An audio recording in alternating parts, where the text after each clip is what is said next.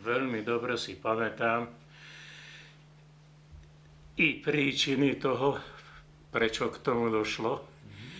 Predovšetkým, jak si v dôsledku víťazstva slovanských národov nad nemeckým fašizmom a maďarským šovinizmom 1944, jak bolo oslobodené tamto územie naše, tak sovietské vojská sa usadili základnej školy na Pitvaroši a tam sa pracovalo pre vojská a najmä snáď pre zajatcov nejaké uniformy, ale koncom októbra uvoľnili školy a na základe víťazstva slovanských národov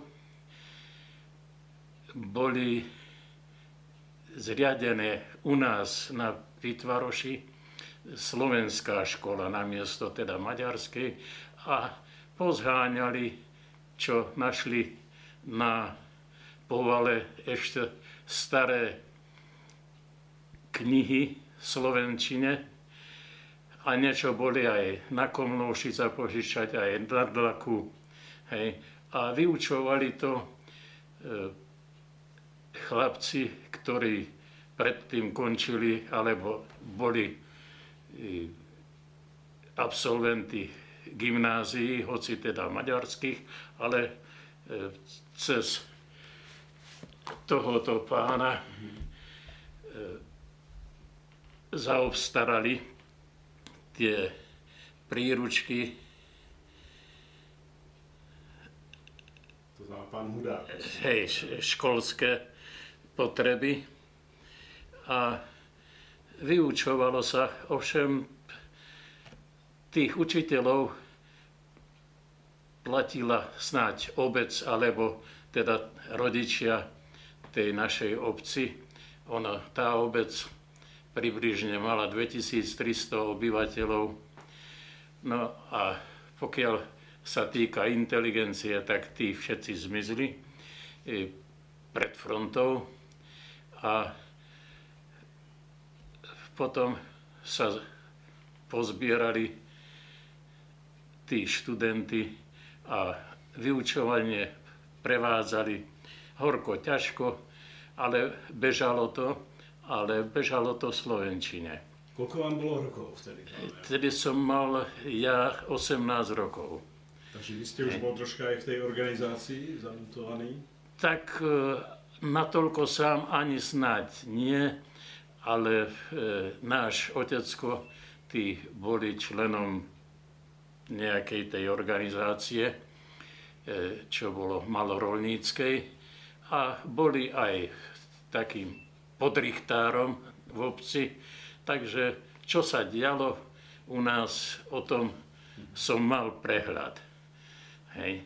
A neskôršie už, keď jak si po fronte išlo o to, aby sa vyučovala slovenčina, tak zorganizovali skupinu, ktorá išla na zasadanie Maďarského národného zhromaždenia s požiadavkou, aby nám povolili vyučovanie slovenčine a aby teda učiteľov mohli platiť.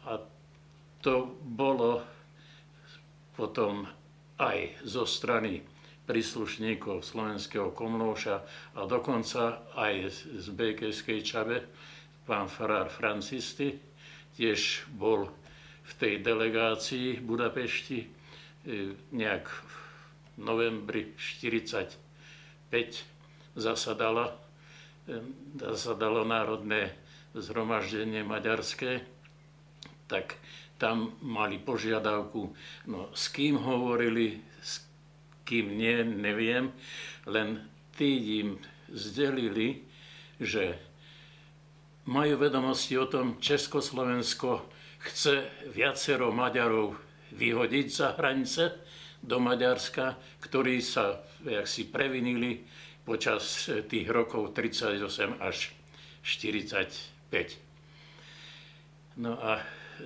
hovorili im v tom smysle, že pristavíme vám vagóny a môžete ísť do Československa.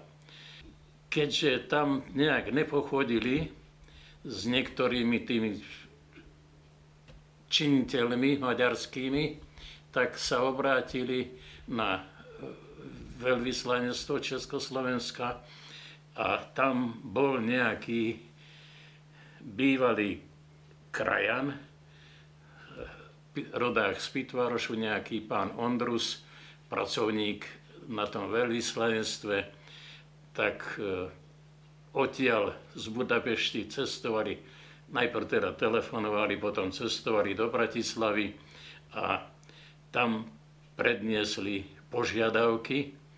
No a keďže tajomníkom ministerstva zahraničných vecí bol Vlaďo Klementis, tak ten rozprúdil organizáciu a hneď určil zasadanie komisie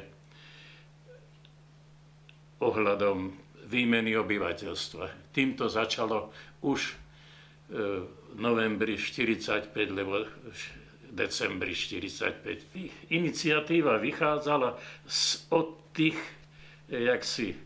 členov delegácie, ktorí boli na jednaní Maďarského národného zhromaždenia, a keďže tam nepochodili, tak išli do Bratislavy a odtiaľ sa to rozprúdilo už v decembri 45. No a potom boli možnosti ísť na prácu najmä do Baní a do západných Čiech a tak ďalej, tak organizovali také pracovné skupiny a odvážali. Tak to boli predovšetkým teda pracovníkov do Baní alebo aj do poľnohospodárstva, najmä do západných Čech po tom, čo odvliekli Nemcov z tých krajov. Tak to boli tie prvky, ktoré vychádzali do Československa. To boli takí, čo teda po tom 38. roku emigrovali do Československa. Pán Šulan, Jano, ten v Piešťanoch pôsobil ako krajčír, pokiaľ viem. A aj niektorí učitelia, konkrétne aj tento pán Hudák, to bol aj veľký dopisovateľ tých čabianských kalendárov už v tom období. Hej. Ešte žije na Sliači tento pán Hudák. No. A toľko viem, že Sokol krajčír mal veľké krajčírstvo. On z Československa, poťažne zo Slovenska, z Meriny látky prepašovávali a tam spracovávali na Konlóši. U toho majstra Sokola krajčíra.